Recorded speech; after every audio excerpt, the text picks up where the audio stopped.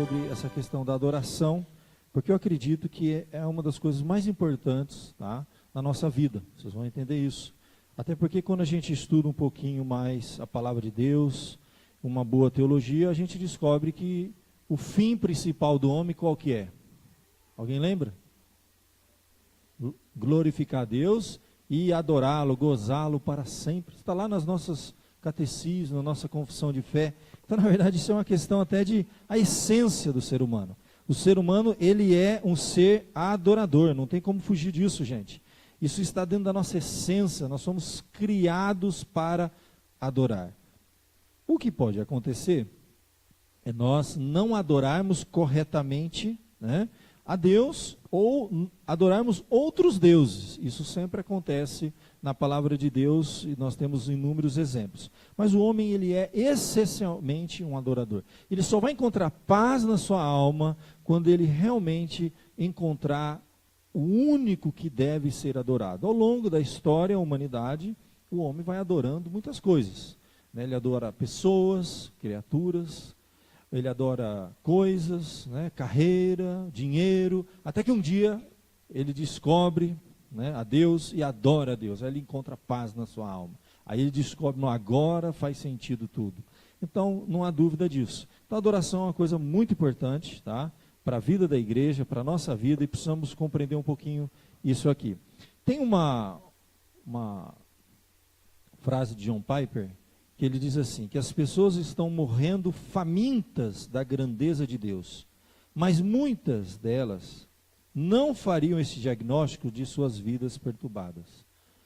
Essa tentativa que o homem tem de preencher esse vazio existencial, que segundo muitos pensadores, ele é do tamanho de Deus, né? Blaise Pascal, um deles, dizia isso, que o vazio no coração do homem é do tamanho de Deus.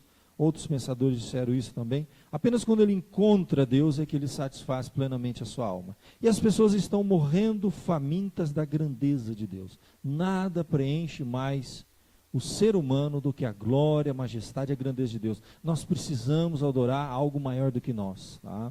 Enquanto adorarmos pessoas como nós, criaturas, seres, coisas, nós não vamos encontrar paz. Precisamos adorar algo maior do que nós. Na verdade, tão somente o nosso Criador, como criaturas. E há uma busca, então, incansável, né, por satisfazer esse clamor secreto da nossa alma, mas somente diante da glória de Deus o homem satisfará plenamente. Há uma outra frase de John Piper, que ele é um pastor reformado, e ele diz uma frase muito interessante. Ele tem um livro chamado Se Alegre-se os Povos, e fala sobre missões. E a tese desse livro, que é baseado na palavra de Deus e muito nos ajuda, que nós vamos conversar hoje, é a seguinte: muitas vezes nós, e a nossa igreja tem muito dessa ênfase, né? A preocupação que nós temos de atingir outras pessoas, de falar ao coração de outras pessoas, evangelizar. Mas nós devemos entender que o evangelismo, tá? Missões, esse livro dele fala sobre isso, nós temos que entender que evangelismo não é um fim, é um meio. Na verdade, a grande ênfase, tá, e a razão da existência da igreja é o quê? Adorar a Deus. Só que como Deus procura adoradores, que o adora em espírito e verdade, foi o tema que nós trabalhamos no início do ano, a função da igreja qual é? Anunciar que existe um Deus, né, que deve ser adorado. Anunciar isso a todos os povos. Então o evangelismo não é um fim. O sentido de uma igreja não é missão e evangelização. O sentido da igreja é adoração. Então nós cumprimos a missão e devemos evangelizar para que as pessoas se tornem adoradores do Deus correto, do único Deus. Porque elas adoram, todo mundo adora, viu gente? Quem não está aqui adorando a Deus, eu vou te garantir que ele está adorando alguma coisa ou alguém. Porque nós somos adoradores, não adianta. Então a pessoa adora pessoas, carreiras, sensações, prazeres, alguma coisa está sendo adorado. Enquanto o homem está respirando, ele está adorando. Às vezes consciente, às vezes inconscientemente. E tudo que nós adoramos que não seja Deus se torna um ídolo, e isso nos destrói, porque nós nos tornamos semelhantes a quem adoramos. Essa é a grande essência. E quando nós passamos a adorar a Deus, nós vamos nos tornar parecidos com Ele. Na verdade, a adoração é uma experiência profunda em que o homem se coloca diante do ser criador e ele passa, durante a adoração, a se tornar semelhante àquele a quem ele adora. Se eu adoro uma imagem de pedra, vou me tornar semelhante a ele. Tenho ouvidos e não ouço, tenho olhos e não vejo. A Bíblia fala muito sobre isso, a Bíblia toda fala sobre isso. Né? Sobre essa questão de adoração, é o ponto mais importante da Bíblia, essa questão de adoração. E então, ele diz uma coisa muito interessante, John Piper, ele fala assim, que se a busca da glória de Deus não for colocada acima da busca do bem humano, a gente não entende isso, mas olha só, nas afeições do coração e nas prioridades da igreja, o homem não será bem servido e Deus não será devidamente honrado. Então, a glória de Deus, se não for colocada acima da busca do bem humano, parece estranho, não, a igreja está aqui para o bem humano, não, a igreja existe para a glória de Deus e para adorar a Deus. E as pessoas serão bem servidas quando a igreja colocar isso como prioridade. E Deus será devidamente honrado quando isso for colocado como prioridade. Aquela velha história, por exemplo, como uma família a gente diz, você deve amar a Deus acima de todas as coisas, mais do que a própria esposa e os seus filhos. Parece estranho isso, né? Mas na prática, quando isso não acontece, destrói a família. Aí você não ama sua esposa ou seu marido, você pode idolatrá-lo. Isso vai destruir o casamento. Você não ama o seu filho, você vai idolatrá-lo, isso vai destruir a criação do seu filho. A gente convive com isso todos os dias. Casamentos são destruídos por causa disso. E filhos que são destruídos por causa disso. Simplesmente porque não amaram a Deus acima de todas as coisas. Aí você vai ser o melhor pai do mundo. Vai ser o melhor marido do mundo. Você vai ser a melhor mãe e a melhor esposa do mundo. E será também o melhor filho do mundo. E Jesus disse isso claramente. Quem não amar a mim mais do que o pai, a mãe, o filho, não é digno de mim. Porque Deus está acima de tudo, entende? Então nós somos criados para adorá-lo. Essa é a razão da nossa existência. Enquanto isso não acontecer, nós estamos nos autodestruindo, destruindo a nossa família, destruindo a nossa carreira, nada faz sentido. E uma igreja que não coloca a glória de Deus acima de tudo, é uma igreja que vai virar uma ONG, que vai simplesmente buscar satisfazer as necessidades e afeições humanas e não vai conseguir satisfazer. Porque a maior necessidade do homem é a glória de Deus. Enquanto a gente não apresentar isso para o homem, não funcionou. E a maior necessidade da igreja é glorificar a Deus. Enquanto a gente não fizer isso, Deus não está sendo honrado. Então, pensando em tudo isso, eu vou pedir para você abrir lá no Salmo 145. Foi um salmo que nós conversamos, tá, ainda agora, e lemos no início do culto, Salmo 145. Esse salmo é muito importante. Eu vou para lá direto, só fiz uma introdução aqui com vocês, tinha muita coisa para falar, isso já está tudo na internet, tá? Salmo 145, nós vamos ler do verso 1 ao verso de número 6. O que temos cantado para Deus? É uma pergunta que eu faço. Cantando as grandezas e os feitos de Deus. Salmo 145 diz assim, do verso 1 ao verso número 6. Exaltar-te-ei, ó Deus meu e Rei. Bendirei o teu nome para todo sempre. Todos os dias te bendirei. E louvarei o teu nome para todo sempre. Grande é o Senhor e muito digno de ser louvado, a sua grandeza é insondável. Uma geração louvará outra geração as tuas obras e anunciará os teus poderosos feitos. Meditarei no glorioso esplendor da tua majestade e nas tuas maravilhas. Falar-se-á do poder dos teus feitos tremendos e contarei a tua grandeza. Até aqui só porque o salmo inteiro fala a mesma tônica. Nós vamos entender um pouquinho o salmo, que o salmo nos ensina a adorar, a orar, a clamar e até reclamar. Porque você tem salmos de lamento. A gente sabe que Deus quer ouvir os nossos reclamos. Ele não quer que a gente seja hipócrita. Ele não quer murmuração. Murmuração é diferente. Quando nós colocamos diante de Deus as nossas causas, lamentações. Você tem salmos de lamentações. É uma prática que a gente tem que ter. Se está doendo, chora, filho. Não finge que está bom. A gente não vai fingir que não está doendo. Deus sabe, Ele sonda o meu coração, Ele conhece. Os salmos são extraordinários, gente. Poderíamos fazer uma série aqui sobre salmos. Um dia nós vamos fazer só sobre os salmos. Estudo profundo, a categoria dos salmos, os 5 livros, na verdade, dividido em 5 livros. Para a gente entender um pouquinho rapidamente aqui, olha, tudo indica que o nome seja derivado dessa palavra hebraica, terrilim, que é o plural masculino de terrilá, cântico de louvor, no hebraico. Né? Hebreus chamavam de o livro de louvores, Sefer Terrilim, ou simplesmente louvores, designando o seu principal objetivo, louvar a Deus. Era, na verdade, o inário do povo de Israel.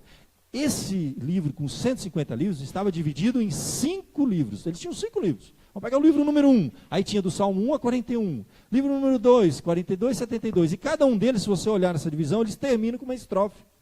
Cada um dos 5 livros que estão distribuídos nos 150 salmos, que a gente chama saltério, ele termina com uma estrofe, que é um marcador literário, dizendo que terminou um dos livros. E cada um desses livros tem porções maravilhosas, você tem categorias dos salmos.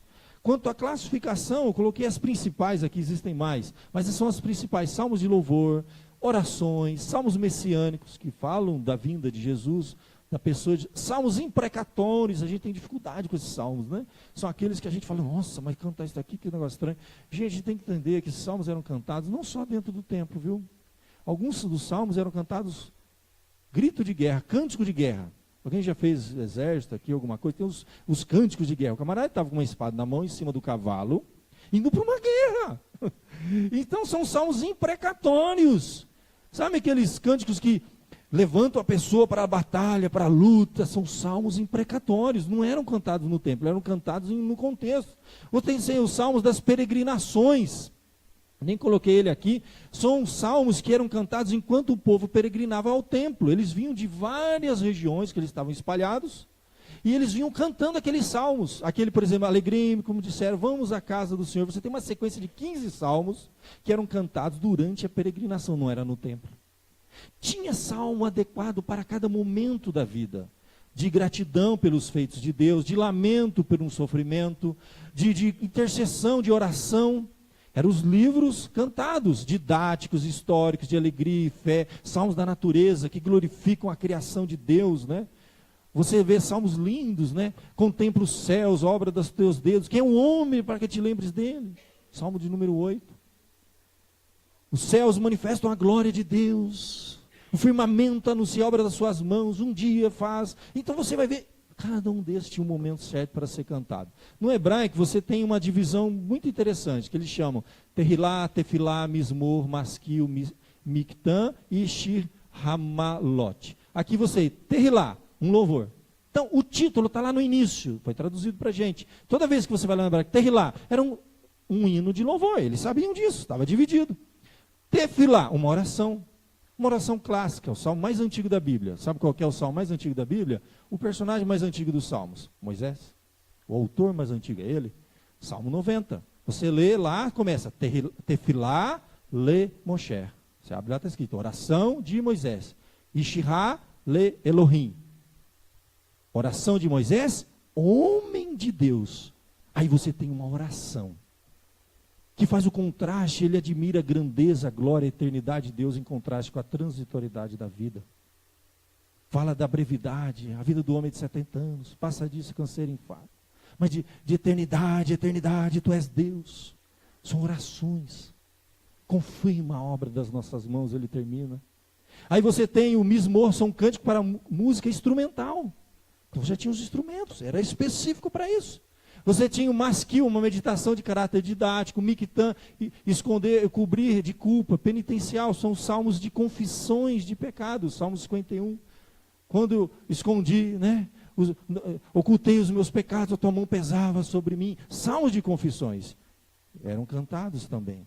Enfim, aqui você tem um panorama rápido sobre os salmos. O Salmo 145, ele é interessante porque é, na verdade, o fechamento dos 5 livros. Você tem 6 salmos, tá, de louvor que fecham os 5 livros, do 145 até o 150, e ele é, na verdade, um acróstico. Você tem todo o alfabeto hebraico começando em cada um dos versículos. Se você olhar na sua Bíblia, tem um negrito lá, exaltar-te-ei, ó Deus, Rei meu. Aí depois o verso de número 4, uma geração está com um negrito, um pouco mais forte a letra. Todas as vezes ele tem o Salmo 145, nos 21 versículos, você tem o alfabeto hebraico. Por que eles faziam isso? Porque era para fácil memorização. Tem muitos acrósticos na Bíblia. Então, você tem todo o alfabeto. Aleph, Beit, Gimel, Dalet, que é o A, B, C, D, o alfabeto hebraico. E cada um deles começa com uma letra do alfabeto, para eles decorarem. E assim você tinha nesse salmo que a gente chama salmo de louvor. Tá? Ele já começa a exaltar-te-ei, exaltar a Deus. E aí eu quero então conversar com vocês rapidamente um pouquinho sobre esse salmo para a gente fechar. Porque para mim aqui você tem um parâmetro assim importantíssimo, que infelizmente as igrejas evangélicas no Brasil, a grande maioria, perdeu totalmente a noção do que é realmente louvor. Infelizmente. Vocês vão ver isso, vocês vão concordar comigo, eu espero. Nós precisamos lembrar que a palavra louvor significa o que exatamente? Alguém lembra? Louvar significa bendizer. Então, quando a gente vai louvar alguém, a gente bendiz aquela pessoa. Você pode difamar aquela pessoa, maldizer, né? A fulano não presta, mas o fulano, Deus cana em mim, fulano, você está difamando. Agora, quando você está louvando a pessoa, você está bem dizendo, é uma pessoa especial, eu gosto muito dela. Não, ele tem atributos, ele tem qualidades, está louvando aquela pessoa. Quando a gente pensa numa cerimônia, o único que é digno de todo louvor, de toda honra, de toda glória, não é errado a gente honrar pessoas, num certo sentido, nós honramos. A Bíblia diz, honrará teu pai e a tua mãe. Levar em consideração, atender o que essa pessoa diz. Então há um aspecto humano que não é errado a gente louvar e honrar as pessoas, viu gente? Vamos ser inteligentes aqui, não ser fanático. Mas quando a gente entende que a gente se reúne em congregação para um culto de louvor e adoração a quem? A Deus. Então vamos entender o que está acontecendo. Quando a gente fala isso, a gente entende que, tecnicamente falando, louvor são palavras de exaltação dirigidas a Deus, tecnicamente falando. Então, se eu louvar e, na minha expressão de louvor, eu usar palavras dirigidas a qualquer outro, ou qualquer outro tipo de coisa, é muito bonito, pode ser bem feito, pode ser melodicamente, a melodia pode ser bem feita, harmonia, tudo perfeito, mas é tudo menos louvor. O louvor essencialmente, estritamente, tem que ser palavras de exaltação. Então a Bíblia, ela nos ensina, em inúmeros salmos, que nós devemos louvar a Deus pelo que Ele é e pelo que Ele faz. Você vai encontrar isso nos salmos. Leia o salmo, você vai descobrir esse negócio. O Salmo 145 eu acho extraordinário. Porque ele nos convida a louvar a Deus pelo que Ele é e pelo que Ele faz. Olha, dividi em duas partes só essa mensagem do Salmo, apenas o início do Salmo. Cantando então as grandezas de Deus, o que Ele é. Nós precisamos e somos convidados num ato de culto, de louvor, cantar o quê? Grandezas de Deus. E ele começa como? Lá, ele diz assim, olha, exaltar-te-ei, ó Deus meu e Rei, bendirei o teu nome. Louvar é isso, bendizer, a mesma palavra, louvor. Está aqui a palavra no original. Louvarei, bendirei ou louvarei, tanto faz, o teu nome para todo sempre. Todos os dias te bendirei e te louvarei o teu nome para todo sempre. Grande é o Senhor e muito digno de ser louvado. A sua grandeza é insondável. Então ele está sendo movido a adorar e louvar as grandezas de Deus, pelo que Deus é. Os atributos de Deus precisam ser cantados. Precisamos meditar nos atributos de Deus. E lembra daquilo que eu comecei falando? John Piper dizendo, nós estamos morrendo de fome de Deus. E é possível você ir para um culto de louvor e adoração e sair com fome. Imagina você ir para um restaurante e conversar, e contar coisas bonitas, e ouvir música, e fazer tudo legal. Só que você não come. Aí você sai do restaurante com fome.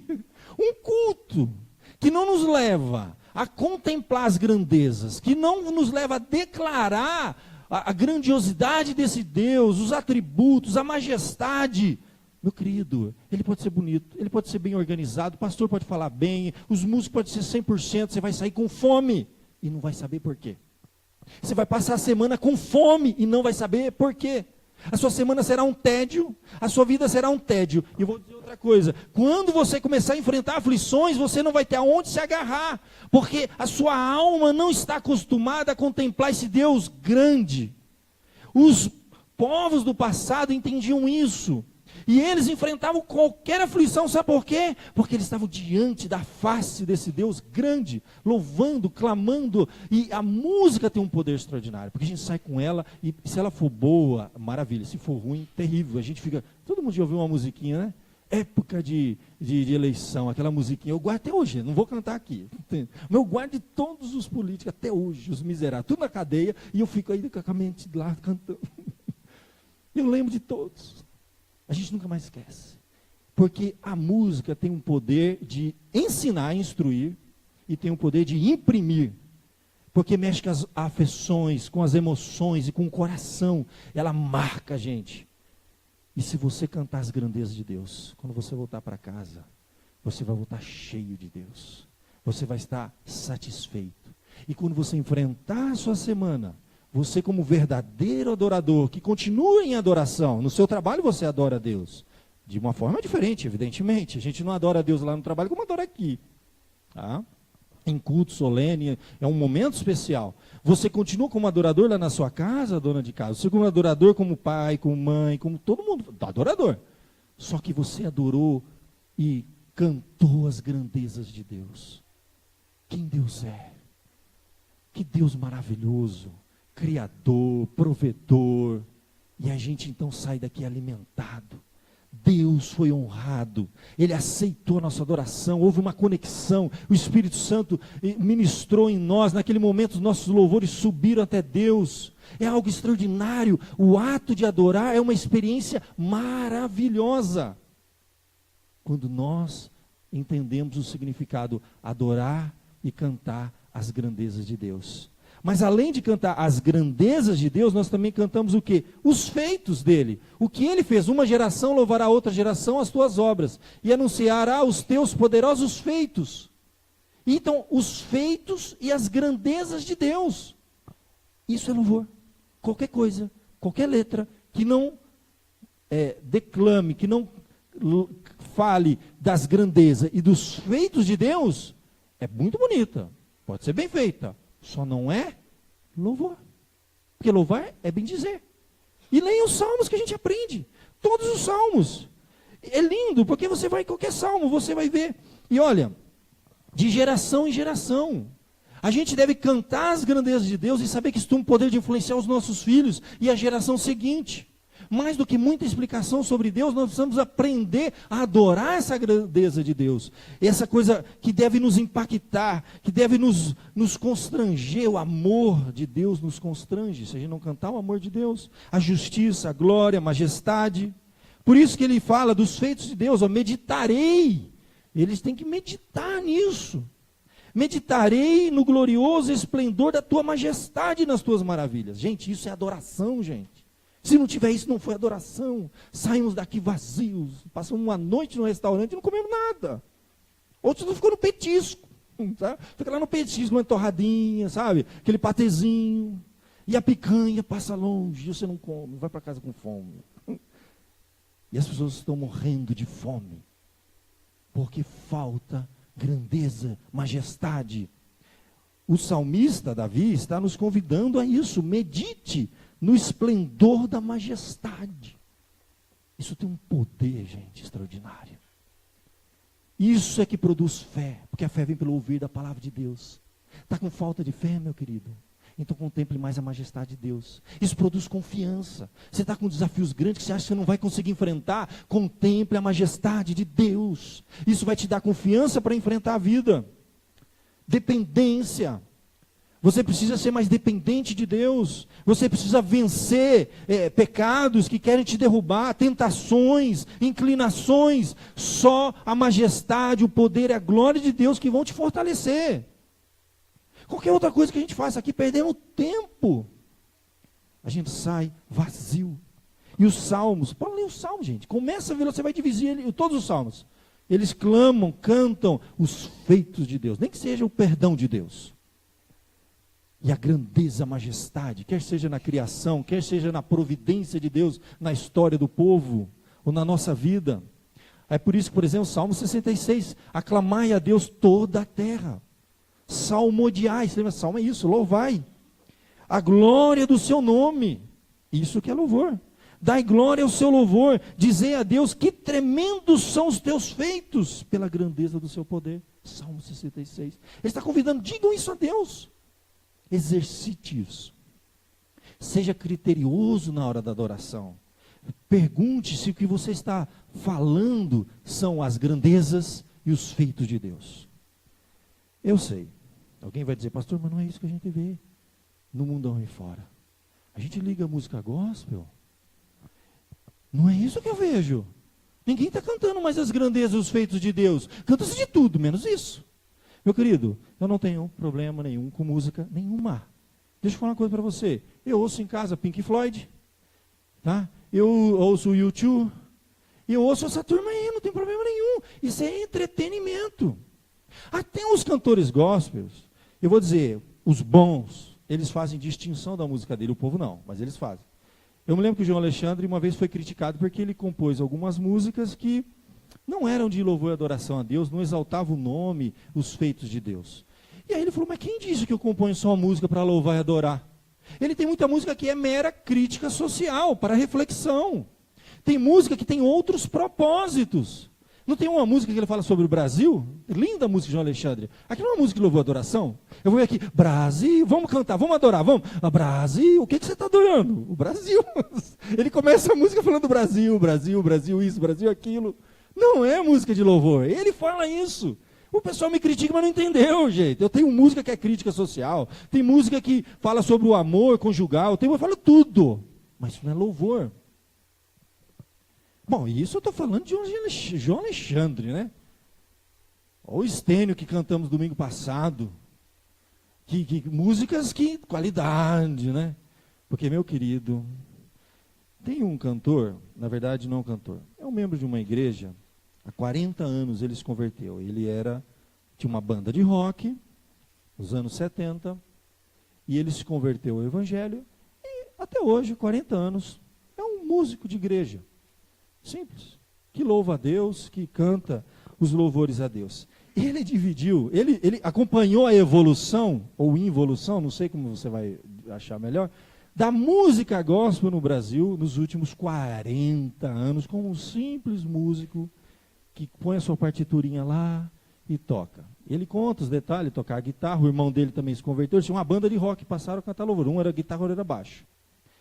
E aí ele começa a mostrar a descrição, eu acho lindo, é um artigo que ele fez, que em 4 fases, os primeiros cânticos, eles anelavam pelo céu, pela presença do Espírito Santo. Cantavam-se as coisas de Deus, as coisas celestiais. E ele traz lindos cânticos e mostra aqueles primeiros, quem é mais antigo sabe. Cantava-se muito isso. Depois veio uma fase, já nos anos 80, de cânticos de adoração com humilhação. Era muito comum, de quebrantamento, quebranta-me, faz de mim um vaso novo. Então eram orações, clamores de quebrantamento. Isso. Nos anos 90 começou os louvores de guerra. Louvores de guerra, homem de guerra Jeová, seu nome é temido na terra. Não estou falando que é certo nem errado, não estou tecendo aqui valores, estou só mostrando a evolução, tá? Depois vieram as música gospel americana. Então uma série de músicas foram traduzidas, algumas boas, outras nem tantos. Mas nós estamos vivendo a quinta e a última e a pior de todas as fases da música evangélica brasileira. Elas não cantam mais os feitos e as grandezas de Deus, não anelam as coisas espirituais, não falam mais de humilhação e quebrantamento e transformação e serviço. As músicas hoje refletem a realidade do povo evangélico. O povo evangélico, as pregações, os cultos e as ênfases giram em torno do quê? Do homem. Do homem. Cada igreja doutrina o seu povo, tá? E canta aquilo que crê. Isso é fato. Você quer conhecer as convicções, as crenças de um povo? Ouça a música daquele povo. Quer seja no mundo secular, ouça a música dos nossos adolescentes. Você vai ver a mentalidade e a maturidade que eles têm. Quer entender o que uma igreja crê? Ouça o que eles cantam. Isso vai refletir o que eles creem, simples. Acontece que tem igrejas que estão centradas no homem mesmo. É o homem que faz, é o homem que conquista. A doutrina é totalmente horizontal. O culto é um lugar para você receber a bênção de Deus e conquistar carro, casa, dinheiro e saúde. Todo mundo sabe disso, gente. Isso dominou completamente o meio evangélico brasileiro, mas 90%. Mesmo nas igrejas mais tradicionais, as pregações são de teologia de prosperidade, fala-se só desse mundo, dessa vida e dessas conquistas. Então, o que foi que aconteceu com a letra das músicas? E até a própria salvação está centrada no homem. No fim, a decisão é dele. Tudo está centrado no homem. O que acontece quando a gente ouve a música evangélica brasileira, na sua grande maioria? É só você ouvir. Canta-se os feitos dos homens, de Deus, perdão? E as grandezas de Deus? Não. Canta-se os feitos dos homens. Simples. Você liga o rádio, tem música que eu gosto, e quando toca eu aumento. Mas eu tenho plena consciência que aquilo não é louvor. Letras, por exemplo. Você na sua mente já deve ter subido um monte, né? Como Zaqueu. Linda essa música. Eu acho linda.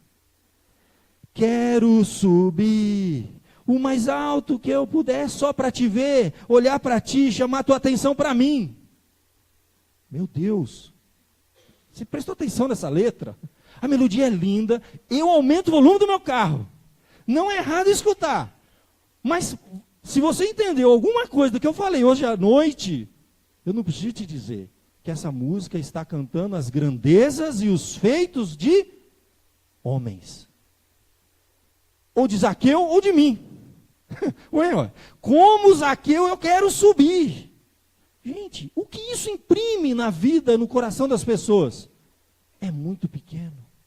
Não serve para nada. Para você sair daqui vazio, com a barriga vazia. E quando você for enfrentar suas adversidades lá fora, cadê a grandeza de Deus? Ué, mas era eu que subia. Era eu que fazia. Era eu que tocava, era eu que pisava, eu que abraçava, era eu. Leia as músicas gospel da modernidade e você vai ver que são músicas centradas no homem. É ele que faz. E são bonitas, são bem cantadas, são bem cantadas. E para entendimento não vejo problema. Mas elas estão cantando, louvando. O que é louvar, gente? É bem dizer a Deus. Se eu canto uma coisa que fala de homens, fala de pessoas e até de mim, e se os atos são os meus atos e não os atos de Deus, eu estou fazendo tudo, menos louvando. Simples. Não é uma crítica. É fato. É teológico, é bíblico. Não tem o que eu acho que eu penso. Quer cantar, cante. Só saiba o que você está cantando. E qual o propósito da música que você está cantando. É uma questão de entendimento. É claro que depois que cai na boca de cantores famosos, de cantores populares, a turma canta e não sabe o que é. Porque reflete uma doutrina, um pensamento de alguma igreja. Alguém escreveu. Por causa de uma onda. Cantores que eu acho lindos, músicas maravilhosas. Aline Barros tem músicas lindas, eu gosto. Mas nem toda música dela é para louvor, gente. Nem de João Alexandre. Tem música da Aline Barros que, por exemplo, se você vê a letra, eu vou te alegrar com o meu louvor. Cantando as grandezas de Deus? Os atos de quem? Quem que alegra quem? Mas não é mais Deus que alegra a gente. Você está percebendo a letra? Somos nós que vamos alegrar a Deus. O culto ele não é só antropocêntrico, ele é egocêntrico e é o homem que faz algo para agradar a Deus, no sentido de alegrar a Deus. Não somos nós que somos alegrados pela presença de Deus. Se você continuar vendo as letras, eu quero te tocar com o meu amor. Eu quero o poder para te abraçar. Eu quero sentir o teu pulsar. Eu quero o teu coração bater ao meu. Antropocêntrico, gente. Isso não mata a fome. É bonito, eu escuto, acho lindo. Músicas evangélicas lindas, mas não é louvor. Simples assim. Então eu poderia dar uma lista enorme, passar a noite aqui, gente. Mostrando música e mais música e mais música. E faz tudo, menos, bem dizer, os atos e os feitos e as grandezas de Deus. Não é errado ouvir, viu, gente? Agora o pastor vai chegar na casa, ele vai estar ouvindo ali embaixo. Deixa eu desligar isso aqui, o pastor vai... Não, aumenta o volume que eu gosto de ouvir. Eu só sei que precisamos de critério.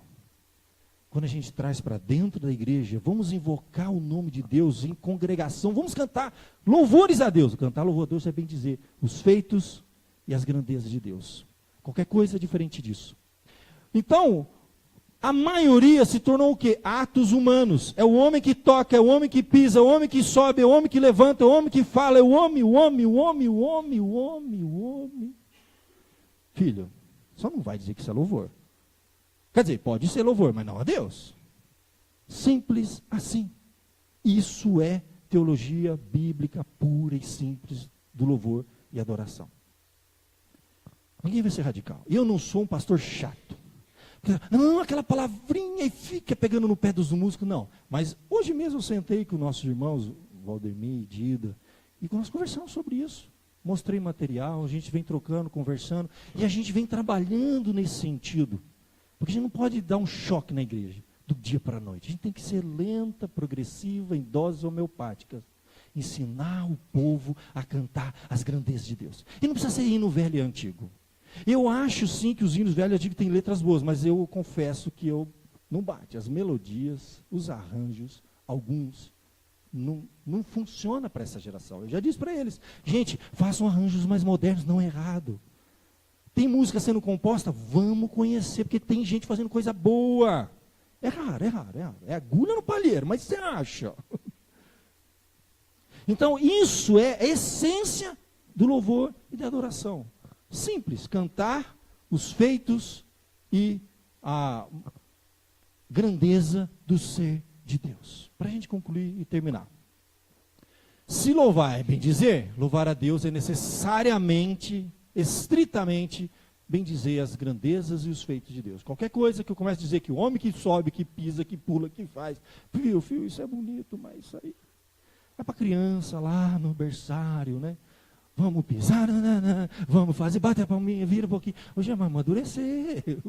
Eu era como menino, discorria como menino, mas precisa crescer, Jesus. Crescer no entendimento, na maturidade. Vamos ensinar as crianças, usar recursos infantis com ela, mas na medida que vai crescendo um pouquinho, vamos deixando as coisas de menino, Jesus. E sair daqui, eu não quero me agradar. Eu não quero cantar o que eu gosto. Eu quero contemplar a grandeza de Deus, que eu preciso, eu tenho fome de Deus. Eu preciso da majestade de Deus na minha vida, da glória de Deus. Não, eu não vou aguentar. A fé cristã vai ser vazia, pobre, medíocre. E eu vou ter uma semana vazia. E eu vou voltar daqui amargurado, domingo que vem, nem vem, falta. Domingo não faz falta para mim, porque eu não contemplo a majestade de Deus. Então, meu querido, devemos adorar a Deus pelo que Ele é e pelo que Ele faz. Simples assim, não precisa mais do que isso. Louvor é bem dizer, simplesmente cantar as grandezas de Deus, louvar as maravilhas de Deus, quem Deus é e o que Ele faz. Eu queria que você fechasse seus olhos e pedisse a Deus, Senhor, me ensina a orar, mas também a cantar, a adorar. Nós vamos falar com Deus, colocar diante de Deus essas reflexões, que elas possam alimentar a sua alma e te desafiar a bem dizer a Deus, a meditar, não só aqui ao longo da semana, nas grandezas de Deus. Ó Pai, nós estamos aqui na Tua casa essa noite, tentando compreender um pouco mais, Senhor, porque precisamos reconhecer que todos nós estamos aprendendo. E queremos crescer na graça e no conhecimento de Deus.